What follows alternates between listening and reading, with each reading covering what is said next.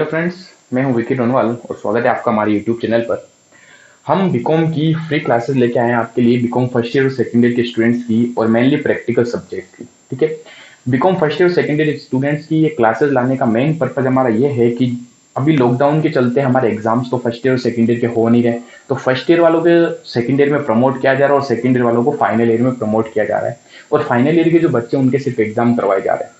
अब first year और second year के एग्जाम कब होंगे ये कुछ भी कहा नहीं जा सकता। मेरे अकॉर्डिंगली जो आपके एग्जाम्स होने हैं वो कम से कम सितंबर या अक्टूबर तक तो आपके जाएंगे इजीली। यानी कि अगर फर्स्ट ईयर और सेकंड ईयर के एग्जाम्स की बात की जाए तो आपके एग्जाम जो नियर फ्यूचर में होंगे वो कब होंगे, वो कम से कम जाएंगे सितंबर या फिर अक्टूबर के अंदर। ठीक है, तो तब तक हमें नेक्स्ट ईयर में प्रमोट तो कर दिया जाएगा, लेकिन दिक्कत क्या आने वाली है अब समझिए।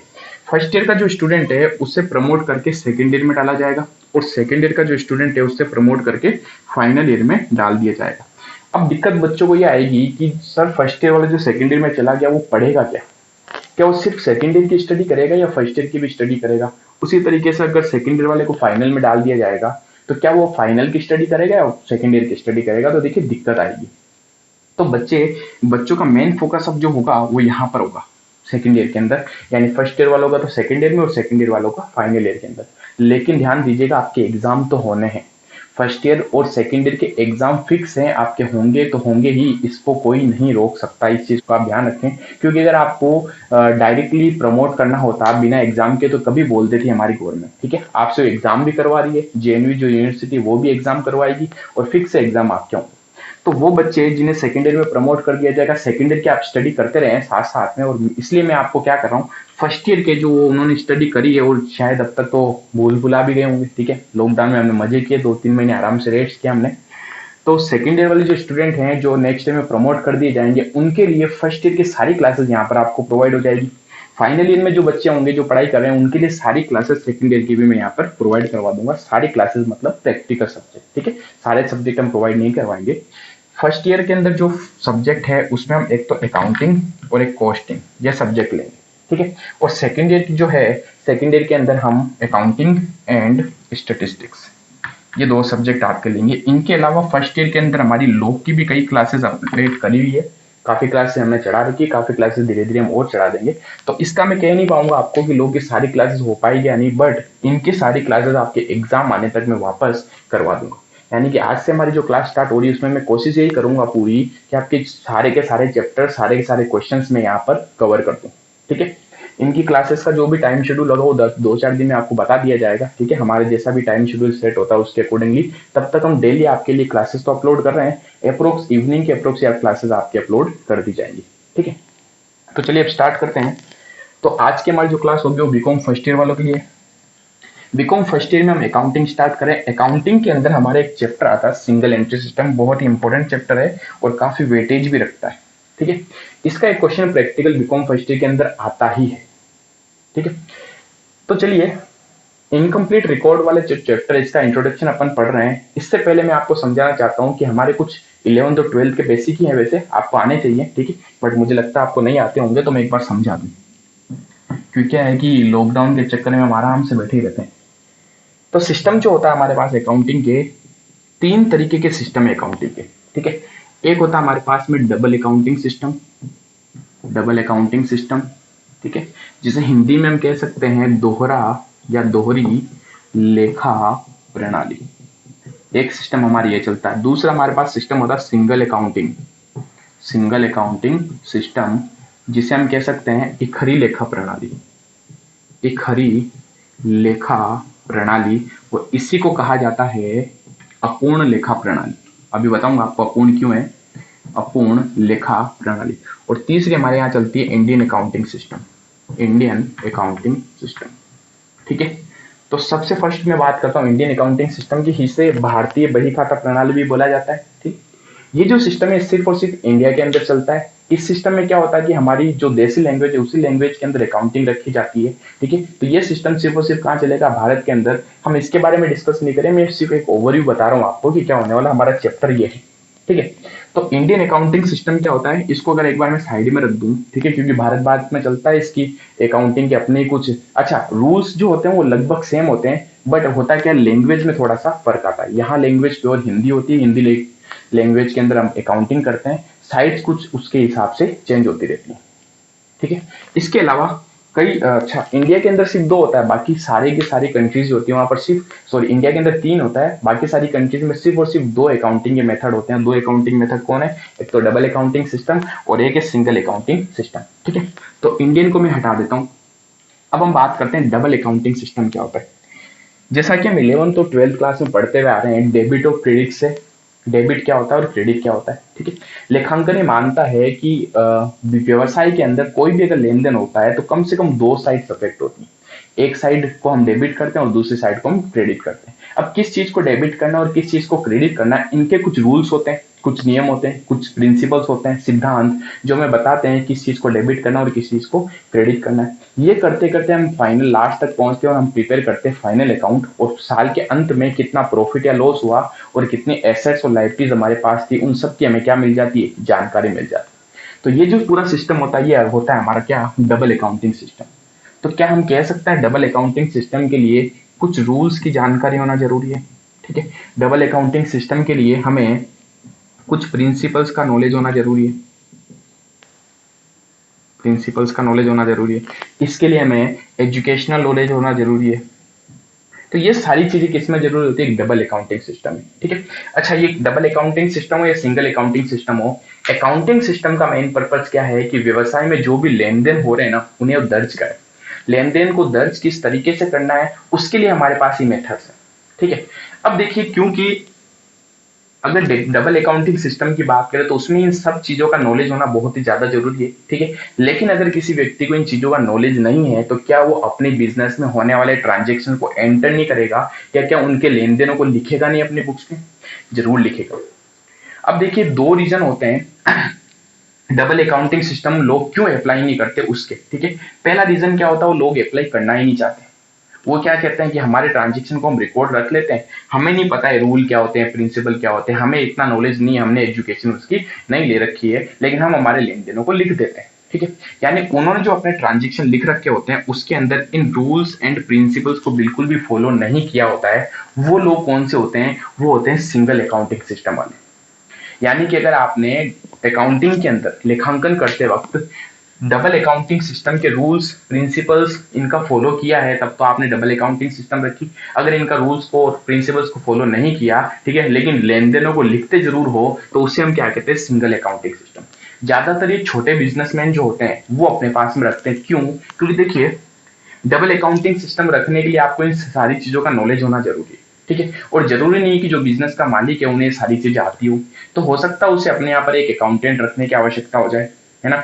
अब अगर छोटा बिजनेसमैन है वो अपने यहाँ पर अकाउंटेंट रख लेगा तो उसकी सैलरी 15 से 20 हजार, अगर उसको सैलरी भी देगा वो, तो वो इतना कमाता ही नहीं है कि उसको सैलरी दे दे।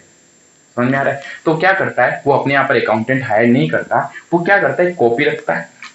ठीक है, एक एग्जाम्पल ले रहा हूँ। इस कॉपी में जैसे लेन देन होते हैं वो लिखता रहता है। ठीक है, जैसे देखिए, डबल अकाउंटिंग सिस्टम में कोई भी माल बिकता है तो हम क्या एंट्री करते हैं मालूम है? यहाँ पर अगर हम सेल करते हैं, सेल करने पर हम डबल अकाउंटिंग सिस्टम में एंट्री करते हैं कैश या bank account debit to sales account. तो हम एक चीज को डेबिट करते हैं, एक चीज को क्रेडिट करते हैं। यही चीज अगर सिंगल अकाउंटिंग सिस्टम में हो तो वहां पर क्या लिखा जाता है? वहां लिखा जाता है, जैसे सपोज कीजिए 1000 रुपीज की सेल हुई, तो क्या लिखेगा? 1000 रुपए का नगद माल बिका, नगद माल बिका। अब देखिए क्या फर्क है इन दोनों में? फर्क यह है, डबल अकाउंटिंग सिस्टम के अंदर उसने प्रॉपर तरीके से डेबिट और क्रेडिट को लिखा और फिर ये आगे प्रोसेसिंग करेगा, जबकि सिंगल अकाउंटिंग सिस्टम में ये जो हमारा सिस्टम है, ये कौन सा सिस्टम होता है? ये होता है single accounting system. Single accounting मतलब इसने डेबिट क्रेडिट नहीं लिखा, लेकिन लेन देन को लिख तो जरूर लिया।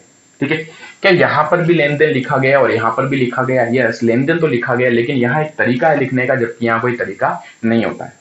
तो जब आप बिना किसी तरीके के, बिना किसी रूल्स को फॉलो किए हुए, बिना किसी प्रिंसिपल्स को फॉलो किए हुए अपने यहाँ पर अकाउंटिंग रखते हो, इसी को अपन बोलते हैं सिंगल अकाउंटिंग सिस्टम। क्या कारण होता है मेनली कि आप इस तरीके से अकाउंटिंग नहीं रख पाते हो? क्योंकि बिजनेस छोटे होते हैं, ये अकाउंटेंट की सैलरी अफोर्ड नहीं कर पाते हैं, इसलिए इन्हें क्या करना होता है? लेन देनों को लिखना तो होता है, लेकिन किस तरीके से? अपने ही एक तरीके से, यानी एक सिंगल एक लाइन में लिख देते क्या लेन देन हुआ। ये डेबिट और क्रेडिट के रूल्स को फॉलो नहीं करते।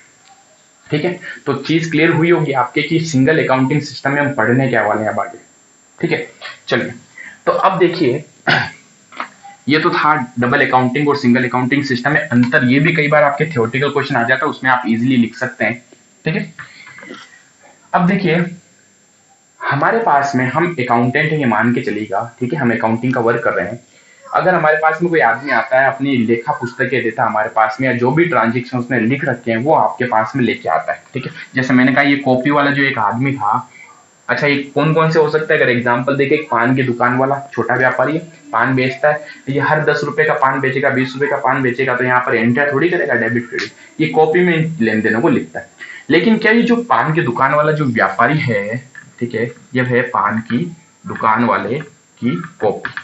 ठीक है, अब मुझे एक बात बताइए, क्या ये व्यक्ति नहीं चाहेगा, ये पर्सन नहीं चाहेगा कि इसके प्रॉफिट में कितना प्रॉफिट या सॉरी इसके बिजनेस में कितना प्रॉफिट या लॉस हुआ इसकी जानकारी इसको भी हो? ये चाहेगा। ये व्यक्ति भी चाहेगा कि जब साल खत्म हो तो इसको ये पता होना चाहिए इसके बिजनेस में कितना प्रॉफिट इसने कमाया, कितना इसने लॉस कमाया, इसके बिजनेस की एसेट्स क्या होती है और इसके बिजनेस की लायबिलिटीज कितनी है। ये सारी चीजें अगर ये जानना चाहता है तो ये आपके पास आता है। ठीक है, ये आपके पास आके एक कॉपी देता है और बोलता है साहब ये लेन देन है मेरे कुछ, ठीक है, उसमें आधी अधूरी जानकारी है, पूरी जानकारी नहीं होती है, और कहता है कि मुझे ये बताइए कि मेरे पास कितना प्रॉफिट है या लॉस है हुआ मुझे, या एसेट्स कितनी है और मेरे पास में लायबिलिटीज कितनी है। ठीक है, तो आपके पास में लेके आता है और अब आपसे पूछता है कि साहब अब मुझे ये जानकारी दीजिए। ठीक है, तो अब आपको क्या करना होता है, आपको इस अधूरी इंफॉर्मेशन से, ठीक है, इसको पूरा कन्वर्ट करके हमें जानकारी लेनी होती है। किन चीजों की? इन चीजों की, प्रॉफिट कितना है, लॉस कितना है, एसेट्स कितनी है और लायबिलिटीज कितनी है। समझ गए? तो जब आप सिंगल अकाउंटिंग सिस्टम में काम करते हो तो यहाँ पर दो तरीके से हम उसके प्रॉफिट लॉस और एसेट्स और लायबिलिटीज पे पहुंचते हैं। ठीक है, यानी इसके अंदर दो तरीके से हम अकाउंटिंग का वर्क करेंगे और फर्दर इसको प्रोसेस करेंगे। ठीक है, तो सिंगल अकाउंटिंग सिस्टम के अंदर हमारे पास दो मेथड्स होते हैं। कितने मेथड्स होते हैं? दो। तो फर्स्ट हमारे पास में मेथड्स होता है जहां पर हमें सिर्फ और सिर्फ पता लगाना होता है कि आपके बिजनेस का प्रॉफिट या फिर लॉस कितना हुआ, यानी कि आपको सिर्फ और सिर्फ लाभ हानि की जानकारी अगर चाहिए होती है। ठीक है, तो ये हमारे पास में फर्स्ट मेथड है। और दूसरा मेथड है जब आपके पास में लाभ हानि की जानकारी नहीं, वो व्यक्ति कहता मुझे संपूर्ण अंतिम खाते बनाकर दीजिए। अंतिम खाते मतलब फाइनल अकाउंट बना के दीजिए। तो सेकंड मेथड में आपको क्या करना पड़ता है? सेकंड मेथड में आपको फाइनल अकाउंट्स बनाने पड़ते हैं, अंतिम खाते बनाने पड़ते हैं। ठीक है, तो हमारे पास मेनली दो तरीके हो गए इसके अंदर सिंगल अकाउंटिंग से। जब आप फर्दर इसको प्रोसेस करते हो प्रॉफिट एंड लॉस की जानकारी के लिए या फिर एसेट्स एंड लायबिलिटीज की जानकारी के लिए। ठीक है, तो ये जो फर्स्ट वाला मेथड होता है प्रॉफिट एंड लॉस जानकारी के लिए, इसके अंदर आपको क्या करना पड़ता है? इसमें हमें 3 स्टेटमेंट बनाने पड़ते हैं। क्या करने पड़ते हैं? 3 स्टेटमेंट बनाने पड़ते हैं। पहला एक स्टेटमेंट हम यहां बनाते हैं, statement of profit and loss. दूसरा हम बनाते हैं statement of affairs, statement of affairs. ठीक है, ब्रैकेट में लिख देते हैं ओपनिंग, और फिर अपन एक बनाते हैं स्टेटमेंट ऑफ अफेयर्स, ये होता है क्लोजिंग। ठीक है, तो फर्स्ट हमें प्रॉफिट एंड लॉस की जानकारी लेनी है सिर्फ। ठीक है, और दूसरा क्या? फाइनल अकाउंट बनाने हैं। फाइनल अकाउंट्स में आप समझते हैं कि क्या क्या अकाउंट बनते हैं। फाइनल अकाउंट में एक तो हम बना सकते हैं ट्रेडिंग अकाउंट, बना सकते हैं नहीं बनाएंगे ही, एक तो बनाएंगे ट्रेडिंग अकाउंट, एक हमें बनाना है प्रॉफिट एंड लॉस अकाउंट, और तीसरा हमें यहां पर बनाना बैलेंस शीट, बैलेंस शीट। समझ गए? तो सिंगल एंट्री सिस्टम से जब आप फर्दर डेटा को प्रोसेस करते हो तो दो तरीके से हम, दो टेक्निक हमारे पास प्रोसेस करने की। फर्स्ट टेक्निक जो है यहाँ पर सिर्फ और सिर्फ प्रॉफिट एंड लॉस की जानकारी निकालते हैं अपन, और सेकंड वाली टेक्निक में हम प्रॉफिट एंड लॉस के साथ साथ सारी जानकारी कैलकुलेट करते हैं, जैसे कि उसके पास कितने डेटर्स हैं, कितने क्रेडिटर्स हैं, सारी चीजें। ठीक है, कितने एसेट्स और कितनी लायबिलिटीज है, सारी चीजें कैलकुलेट करने के लिए अपन फाइनल अकाउंट्स बनाते हैं। समझ गए? अच्छा, अब क्वेश्चन में हमेशा आपको वो क्वेश्चन क्लियरली बोलता है, अगर क्वेश्चन बोलता है सिर्फ लाभ हानि की जानकारी लेनी यानी प्रॉफिट एंड लॉस कैलकुलेट करना है, तब तो ये मेथड यूज में आएगा। और अगर क्वेश्चन कहता है कि आपको ट्रेडिंग P&L बैलेंस शीट बनानी है या फिर अंतिम खाते बनाने हैं, तो ये मेथड हमारे पास में यूज में आने वाला है। ठीक है, तो आई थिंक यहाँ तक आपको सारी चीजें क्लियर हुई होगी। इसको लिखें। अब मैं आपकी फर्स्ट मेथड वापस ले रहा हूं, प्रॉफिट एंड लॉस मेथड। अब देखिए फर्स्ट मेथड में आपको क्या करना है, 3 स्टेटमेंट बनाने। सबसे पहले तो मैं बात करता हूं फर्स्ट स्टेटमेंट की, यानी ए पार्ट की बात करें अपन, प्रॉफिट या लॉस मेथड के अंदर, या इसको सिस्टम नाम ले दो तो भी बेटर है, ठीक है। इसके अंदर हमें क्या बनाना होता है, हमें सबसे पहले स्टेटमेंट बनाना, और सबसे पहला स्टेटमेंट एक बनता है यहाँ पर statement of profit and loss. अब ये स्टेटमेंट कैसा होता है इस चीज को समझिएगा। इस तरीके से हम ये स्टेटमेंट बनाते हैं, ठीक है। पर्टिकुलर अमाउंट, ये हो गया हमारे पास पर्टिकुलर, और ये अमाउंट। इस स्टेटमेंट में हमें क्या करना होता है, हमें सिर्फ ये जानना होता है कि जो आपके पास में रिकॉर्ड है उनके बेस पे उसने एक साल में कितना प्रॉफिट कमाया या कितना उसको लॉस हुआ, सिर्फ इसकी जानकारी हमें देती है फर्स्ट वाले मेथड में, ठीक है। अब ये मेथड में हमें किस तरीके से प्रॉफिट और लॉस निकालना है, ठीक है। ये पूरी अगर बीच में मैं सारी चीजें लिख दूं तो ये जो यहाँ पर आंसर आ जाता ना, ये या तो प्रॉफिट होगा या फिर उसके बिजनेस का उस साल का लॉस होगा, ठीक है। अब इसके बीच में क्या होता है वो समझना। हमें सबसे पहले यहाँ पर लिखना पड़ता है क्लोजिंग कैपिटल। क्लोजिंग कैपिटल में हमें यहाँ पर ऐड करना होता है ड्रॉविंग। ऐड करने के बाद जो अमाउंट आता है उसमें अपने को लेस करना पड़ता है एडिशनल कैपिटल। ये लेस करने के बाद जो भी हमारे पास अमाउंट बचता है उस अमाउंट में से, अच्छा ये जो आता है इसको अपन बोलते हैं एडजस्टेड कैपिटल। क्या बोलते हैं, एडजस्टेड कैपिटल। उसमें से हम लेस कर दें अगर ओपनिंग कैपिटल, तो जो अमाउंट आता है वो या तो आपके प्रॉफिट होता है या फिर आपके लॉस होता है, ठीक है। वापस देखिए सिंपल सा एक, इसको आप एक फॉर्मूला में भी यूज ले सकते हो, लेकिन अगर क्वेश्चन स्टेटमेंट बनाने के लिए कहे तो हम स्टेटमेंट बनाते हैं, ठीक है। स्टेटमेंट में देखिए हमें प्रॉफिट एंड लॉस निकालना है, तो हमें सबसे पहले क्या चाहिए होगा, क्लोजिंग कैपिटल। उसमें ऐड कर देते हैं क्या, ड्रॉइंग। उसमें से लेस कर देंगे एडिशनल कैपिटल, उसमें से लेस कर देंगे ओपनिंग कैपिटल, और क्या आ जाएगा, प्रॉफिट एंड लॉस, ठीक है। अब हमें इनके लिए क्वेश्चंस में देखिए हमेशा ये क्लोजिंग कैपिटल गायब कर सकता है। अब क्लोजिंग कैपिटल होती क्या है उसके ऊपर भी थोड़ा डिस्कस करते हैं। तो पहले मैं आपको बता दूं क्वेश्चन में ये गायब कर सकता है। क्वेश्चन में आपको ड्राइंग हमेशा देगा, वो क्वेश्चन में आपको एडिशनल कैपिटल भी दे देगा, ठीक है। और क्वेश्चन में आपको ओपनिंग कैपिटल गायब कर सकता है। यानी दो चीजें यहाँ से वो क्या कर सकता है, मिस कर सकता है। और ये दो चीजें अगर आपको पता चल जाए तो हम किसी भी बिजनेस का प्रॉफिट एंड लॉस कैलकुलेट कर सकते हैं, समझ गए। अब बात करते हैं सर ओपनिंग और क्लोजिंग कैपिटल क्या होता है। कैपिटल तो सुना था, बिजनेस का मालिक जो बिजनेस में पैसा लगाता है उसको हम कैपिटल बोलते हैं, लेकिन ओपनिंग और क्लोजिंग क्या है समझना। एक बिजनेस का मालिक है एक्स, उसने 1 अप्रैल 2015 को अपना बिजनेस स्टार्ट किया और उसके बिजनेस में 20 लाख रुपए की क्या थी, कैपिटल थी। उसने 1 साल अपना बिजनेस चलाया। 1 साल बिजनेस चलाने के बाद में, यहाँ 19 ले लीजिए, 1 अप्रैल 2019, ठीक है। 1 साल बिजनेस चलाने के बाद में 31 मार्च 2020 को इसकी जो कैपिटल थी वो 25 लाख हो गई।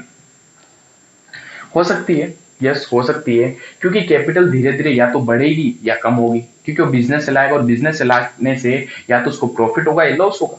वो प्रॉफिट एंड लॉस कहाँ जाता है, उसकी कैपिटल में जाके जुड़ता है, समझ गए। तो स्टार्टिंग के अंदर 1 अप्रैल 2019 को जब उसने बिजनेस स्टार्ट किया इसकी कैपिटल कितनी थी, 20 लाख, और जब इसने बिजनेस खत्म किया तब इसकी कैपिटल कितनी हो गई, 25 लाख रुपए, ठीक है। तो ये जो कैपिटल होती है इसको बोलते हैं ओपनिंग, और जो साल के अंत में जो कैपिटल बचती है उसको क्या बोलते हैं, क्लोजिंग, समझ गए। अब इसमें चेंजेस किस कारण से आते हैं, बहुत सारे रीजन हो सकते हैं, हमें उन रीजंस में नहीं जाना। हमें तो प्रॉफिट एंड लॉस निकालना है, तो हमें ये पूरा एक स्टेटमेंट बनाना है, और इस स्टेटमेंट से अपने को क्या करना है, पता लगाना है क्लोजिंग कैपिटल कितनी है और ओपनिंग कैपिटल कितनी है, ठीक है।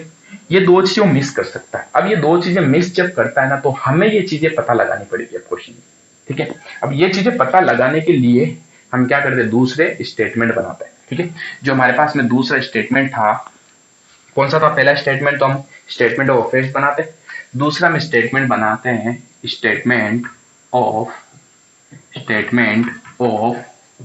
अफेयर्स, ठीक है। अब ये स्टेटमेंट कैसा होता है, ये statement same to same balance sheet जैसा बनता है।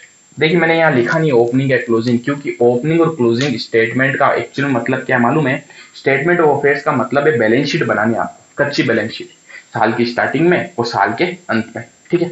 तो जैसे बिजनेस के पास में ओपनिंग में कैपिटल होती है, क्लोजिंग कैपिटल अलग होती है, उसी तरीके से बिजनेस के पास में 1 अप्रैल को एसेट्स जो होती है और 31 मार्च को जो एसेट्स होती है, यानी ओपनिंग और क्लोजिंग में अलग अलग होगी। साल के बीच में हो सकता है हमने और एसेट्स खरीदी हो या और एसेट्स बेची हो, तो साल के लास्ट में जो एसेट्स बचती है वो और ओपनिंग में जो एसेट्स होती है, दोनों में फर्क आ सकता है। समझ गए।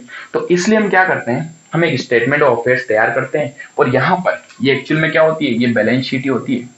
ठीक है, लेकिन इसको बैलेंस शीट हम बोलते नहीं है, इसको हम क्या नाम देते हैं, स्टेटमेंट ऑफ अफेयर्स। इसके इस साइड में हम सारी लायबिलिटीज लिखते हैं।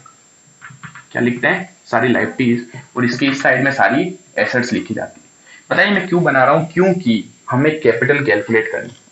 बताइए कैपिटल कैसे निकलती है, अगर बैलेंस शीट का आपको फॉर्मेट याद हो तो मैं समझा दूं। इस साइड सारी एसेट्स आती है और इस साइड में दो चीजें आती है। दो चीजें क्या, लायबिलिटी प्लस कैपिटल। समझ गए। अगर आपको सारी एसेट्स पता है, आपको सारी लायबिलिटीज पता है, तो बैलेंसिंग फिगर जो होगा वो क्या होगा, वो कैपिटल ही तो होगा। समझ गए।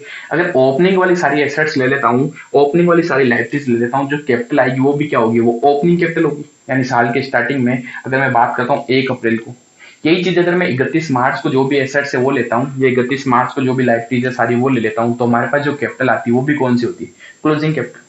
यानी कि स्टेटमेंट ऑफ अफेयर्स एक जैसा ही बनता है, एसेट्स एंड लायबिलिटीज ही आती है। अगर आप 1 अप्रैल वाली चीजें लेते हो तो 1 अप्रैल वाला हो जाएगा, और अगर 31 मार्च वाला लेते हो तो 31 मार्च का हो जाएगा, यानी क्लोजिंग वाला। ठीक है। तो चलिए एसेट्स में क्या क्या आ सकता है, देखिए मैं एग्जांपल ले रहा हूँ, सारी तो अपन लिख नहीं पाएंगे यहाँ पर, सिर्फ मैं एक्सट्रैक्ट बता रहा हूँ आपको। कैश आ सकता है, बैंक बैलेंस आ सकता है, स्टॉक आ सकता है, ठीक है, डेटर्स आ सकते हैं, बिल्स रिसीवेबल आ सकते हैं, और फर्नीचर आ सकता है, बिल्डिंग आ सकती है, बिल्डिंग, प्रीपेड एक्सपेंस आ सकते हैं, ठीक है, और अनर्ड इनकम आ सकती है, अनर्ड इनकम। ये जब आ जाए, ठीक है, ये लिख रहा हूं यहाँ पर एक्सेट्रा। एक्सेट्रा यानी कि ये लिमिटेड चीजें हैं, और आपको पता होना चाहिए जो जो एसेट्स होती है उन सारी एसेट्स को, जो भी क्वेश्चन में दे रखी होती है उसको यहाँ लिखिए, और जो लायबिलिटीज होती है उनको यहाँ लिखिए। अब यहाँ क्या क्या आ सकती है लायबिलिटीज के अंदर, लायबिलिटीज में लोन हो सकता है, ठीक है, बिल्स पेबल हो सकते हैं, क्रेडिटर्स हो सकते हैं, इसके अलावा और भी बहुत सारी चीजें हो सकती हैं, तो एक्सेट्रा लिख देता हूँ। अगर ये सारी चीजें आपको पता चल जाए, उसमें से अगर मैं सारी चीजें लेस कर दूं, तो पता है यहां पर निकल जाती है कैपिटल बैलेंसिंग फिगर। समझ गए। ये अगर आपने ओपनिंग स्टेटमेंट बनाया तो ओपनिंग कैपिटल निकलेगी, और अगर आपने क्लोजिंग स्टेटमेंट बनाया तो क्लोजिंग कैपिटल निकल जाएगी। समझ गए। तो स्टेटमेंट ऑफ अफेयर्स तो हमारे दोनों एक साथ में अपन यहाँ पर देख लिए। तो फर्स्ट मेथड में हमेशा क्वेश्चन आपको बोलेगा statement of profit and loss, लाभ हानि विवरण बनाइए, ठीक है, और लाभ और हानि की जानकारी दीजिए।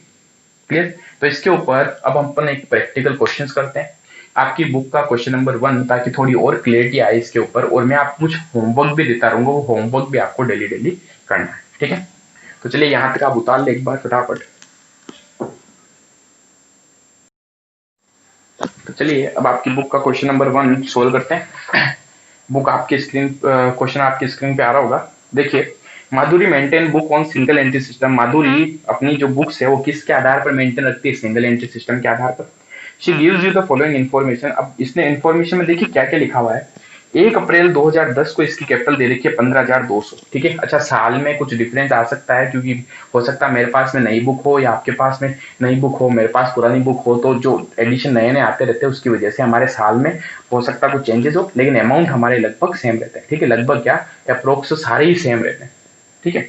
तो देखिए हमें कैपिटल दे रखी है 1 अप्रैल को, तो 1 जनवरी को 15,200, कैपिटल दे रखी है 31 दिसंबर को। तो देखिए जनवरी वाली जो कैपिटल है वो ओपनिंग हो जाएगी, और दिसंबर वाली जो कैपिटल है वो क्या हो जाएगी, क्लोजिंग कैपिटल हो जाएगी। दो चीजें हमें क्वेश्चन में दे ही दी। जब ओपनिंग और क्लोजिंग कैपिटल हमें दे दे तो हमें कोई भी स्टेटमेंट बनाने की कोई जरूरत नहीं पड़ेगी। कौन सा, स्टेटमेंट ऑफ अफेयर्स। लेकिन हमें statement of profit and loss तो बनाना ही पड़ेगा, क्योंकि हमें प्रॉफिट की जानकारी चाहिए। ठीक है। देखिए आगे क्या लिखा हुआ है। Drawing made during the year. इसने साल के दौरान ड्राइंग कितनी करी वो दे दिया, 4,800। कैपिटल इंट्रोड्यूस ऑन 1 अगस्त कितनी है, 2000। You are required to calculate profit and loss earn by Madhuri. हमें क्या निकालना है, प्रॉफिट एंड लॉस कितना है। ठीक है। तो चलिए स्टार्ट करते हैं क्वेश्चन को। तो देखिए सबसे फर्स्ट हमें कैलकुलेट करना है, क्वेश्चन नंबर 1 लिख दूं। हमें निकालना क्या है, देखिए हमें कैलकुलेट करना है प्रॉफिट, जिसके लिए हमें बनाना है statement statement of profit and loss. और स्टेटमेंट का फॉर्मेट आपको मालूम ही, इस फॉर्मेट को आप याद कर लें तो ज्यादा बेटर होगा। ठीक है, एक अगली एक दो क्लासेस में मैं आपको और बताने वाला हूँ कि ये फॉर्मेट क्यों बना, ठीक है, उसका क्या रीजन था। तो उससे पहले एक दो क्वेश्चंस कीजिए ताकि हमें क्वेश्चंस करने में आसानी रहे। तो देखिए, सबसे पहले अपने को यहाँ कैपिटल रखनी होती है। कौन सी कैपिटल रखनी होती है? Closing capital. ठीक है,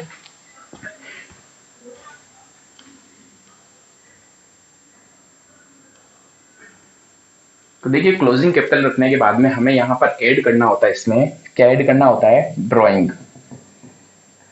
ड्रॉइंग ड्रॉइंग ऐड करने के बाद में जो भी अमाउंट आएगा उसमें से अगर अपन लेस कर दे, क्या लेस कर देंगे? Additional capital. एडिशनल कैपिटल, अतिरिक्त पूंजी। पता है अतिरिक्त पूंजी क्या होती है? साल के दौरान बिजनेस का मालिक और बिजनेस में जो पैसा लगाता है उसे हम क्या बोलते हैं? अतिरिक्त पूंजी या फिर एडिशनल कैपिटल। अगर वो क्वेश्चन में दे रखी है तो बाकी ढूंढना ही है वहां पर। ऐसा नहीं कि वहां ढूंढने बैठ गए कि साहब ये तो है ही नहीं तो क्वेश्चन ही नहीं सोल्व होगा। नहीं, अगर है तो लिख दीजिए, नहीं है तो छोड़ दीजिए। ठीक है, तो जो अमाउंट आया इसको हम बोलते हैं एडजस्टेड कैपिटल। और इसे हिंदी में क्या कहा जाता है? इसे हिंदी में कहा जाता है समायोजित पूंजी। समायोजित पूंजी। ठीक है, अच्छा ड्राइंग पता है ना क्या होता है? आहरण। बिजनेस का मालिक अगर साल के दौरान व्यक्तिगत प्रयोग के लिए यानी पर्सनल यूज के लिए, ठीक है, अगर बिजनेस से पैसा निकालता है तो उसे हम क्या बोलते हैं? ड्राइंग बोलते हैं। ठीक है, चलिए फिर जो भी अमाउंट आएगा उसमें से हमें लेस कर देना है। क्या लेस कर देना है इसमें से? Opening capital. Opening capital. ये सब करने के बाद जो भी अमाउंट आया, अगर पॉजिटिव आया तो प्रॉफिट है, नेगेटिव आया तो लॉस है। ठीक है, अब देखिए इसमें से हमें क्वेश्चन में क्या क्या दिया। सबसे पहले अपने को कैपिटल दे रखी है, हमें ढूंढनी है क्लोजिंग कैपिटल। क्लोजिंग यानी साल के एंड में। इस क्वेश्चन में साल के एंड में जो कैपिटल है 16,931 दिसंबर 2010 को। कितनी है? 16,900। ठीक है, ड्राइंग क्वेश्चन में दे रखी है आहरण कितना किया उसने साल के दौरान? 4,800। तो इसमें ये जोड़ देंगे अपन। ठीक है, कितने हो गए देखिए? 21,700। उसमें से लेस करना एडिशनल कैपिटल। ध्यान दीजिए कहीं पर भी क्वेश्चन में लिखा हुआ एडिशनल कैपिटल लिखा हुआ है। एडिशनल कैपिटल मतलब अभी मैंने क्या समझाया? साल के दौरान अगर वो और पैसा लगाता है बिजनेस में, इसे हम एडिशनल कैपिटल बोलते हैं। देखिए capital introduce on 1 August. Introduce का मतलब क्या होता है? लगाना। ठीक है, इसने कैपिटल और इंट्रोड्यूस करी, लगाई बिजनेस के अंदर, यानी ये क्या हो गया? Additional capital. कितनी कैपिटल इसने लगाई? 2,000। तो 2,000 की कैपिटल यहां से क्या करनी है? माइनस। ठीक है, माइनस करेंगे तो 19,700 रुपए यहाँ जाए, सॉरी 19,700 यहाँ आ जाएंगे। उसके बाद हमें ढूंढना ओपनिंग कैपिटल। देखिए क्वेश्चन में दिया हुआ है, यस 1 जनवरी 2010 को जो कैपिटल थी ओपनिंग वाली वो थी 15,200 की। ये अगर इसमें से माइनस करते हैं तो 0,059 में से 5 गए 4, तो 4,500 पॉजिटिव आ रहा है। पॉजिटिव आ रहा है तो क्या होगा? प्रॉफिट। सो सिंपल, समझ गए? तो देखिए फर्स्ट मेथड बहुत इजी है। फर्स्ट मेथड के जो भी क्वेश्चन आते हैं एग्जाम में वो बहुत इजी आते हैं। एक बार तो 15 नंबर का क्वेश्चन आया था और इतना सिंपल सा क्वेश्चन आया था जो अपन सोच भी नहीं सकते कि सर ऐसा क्वेश्चन भी एग्जाम में आ सकता है। जी हाँ, आ सकता है। ये क्वेश्चन भी 7-7 नंबर के एग्जाम में आते हैं, कुछ भी नहीं है क्वेश्चन में, फॉर्मेट है, चीजें उठानी है वहां से और यहाँ पर अपने को फिल कर देनी है। समझ गए? तो चलिए आज की क्लास में तो इतना ही करते हैं। कल की क्लास में क्वेश्चन नंबर 2 और 3 दो दो क्वेश्चन अपन साथ साथ में एक क्लास में करते जाएंगे। ठीक है, तो थोड़ी मेरी स्पीड ज्यादा है क्योंकि मुझे आपको सितंबर और अक्टूबर तक आपका कोर्स लगभग कंप्लीट करवाना है। ठीक है, आपके जितने भी फ्रेंड्स हैं बीकॉम के फर्स्ट ईयर के और सेकेंड ईयर, उन सबको अपने इस चैनल का लिंक जरूर भेजिएगा। मैं आपके लिए फ्री क्लासेस लेके आ रहा हूँ। हम इतनी मेहनत कर रहे हैं यहाँ पर। ठीक है, तो आप भी हमें ज्यादा से ज्यादा सपोर्ट करें, वीडियो को लाइक करें, शेयर करें ताकि हमें मोटिवेशन मिले और हम इसी तरीके से आपके लिए क्लासेस लाते रहें। ठीक है, थैंक यू।